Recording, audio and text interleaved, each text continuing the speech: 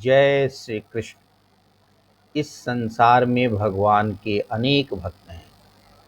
सभी अपने दृष्टि और विचार के अनुसार भगवान की भक्ति करते हैं, लेकिन भगवान को उनमें से कितने प्राप्त होते हैं, भगवान इस विषय में क्या कहते हैं, आइए देखते हैं। एत्वक्षरम् अनिर्देश्यम् अव्यक्तं पर्युपासते सर्वत्रगम् अचिन्तयं च कूटस्थम् अचलं ध्रुवं शन्यम् इन्द्रियग्रामं सर्वत्र समबुद्धयः ते प्राप्नुवन्ति मामेव सर्वभूतहिते रताः।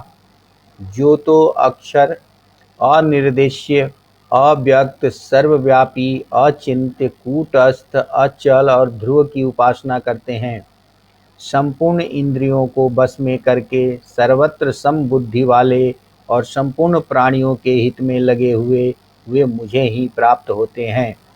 भगवान कहते हैं कि जो पुरुष अपनी समस्त इंद्रियों को बस में करके अपने बुद्धि को समता में स्थापित करके सभी प्राणियों के हित में संलग्न रहता है तथा वह कभी नाश न होने वाले इंद्रियों की सीमा से परे अव्यक्त रहने वाले ब्रह्म की उपासना करता है, वह भी मुझे ही प्राप्त होता है।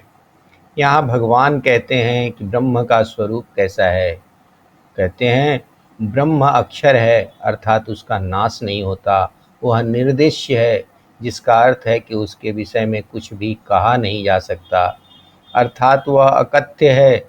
वह अव्यक्त है, जिससे वह इंद्रियों के द्वारा ग्रहण नहीं किया जा सकता। जैसे वह दिखाई नहीं पड़ सकता, वह कानों से सुना नहीं जा सकता, स्पर्श करके जाना नहीं जा सकता आदि। वह ब्रह्म सर्वत्र व्याप्त होते हुए भी नित्य और एक रस है।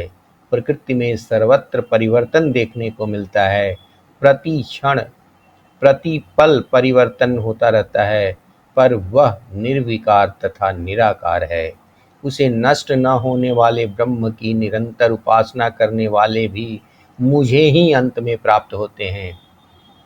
यहाँ भगवान ने ब्रह्म की विशद व्याख्या करते हुए बताया है कि जो दिखता नहीं है पर देखने का कारण है, अर्थात अव्यक्त है। जैसे पौधे में फल है, पर जब तक उस पर फूल नहीं आता फल अव्यक्त ही रहता है।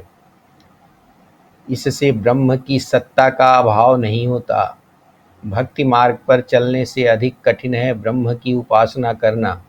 पर एक बात मैं यहाँ अपने अनुभव के आधार पर कहना चाहूँगा कि भक्ति मार्ग और ज्ञान मार्ग में कोई तात्विक अंतर नहीं है। केवल भक्ति करने से मनुष्य अपने समस्त राग, द्वेष और इच्छा संकल्प विकल्प को शीघ्र छोड़ नहीं पाता, पर ज्ञान मार्ग पर चलने के लिए तो उसे छोड़कर ही चलना होता है। इसलिए भगवान आगे कहते हैं कि ज्ञानी भक्त मुझे अत्यंत प्रिय है। यानी कि उच्च कोटि की भक्ति करने के लिए ज्ञान की आवश्यकता है, और अगर ज्ञान होगा तो भक्ति अत्यंत प्रभावशालिनी हो जाएगी। जय श्री कृष्ण।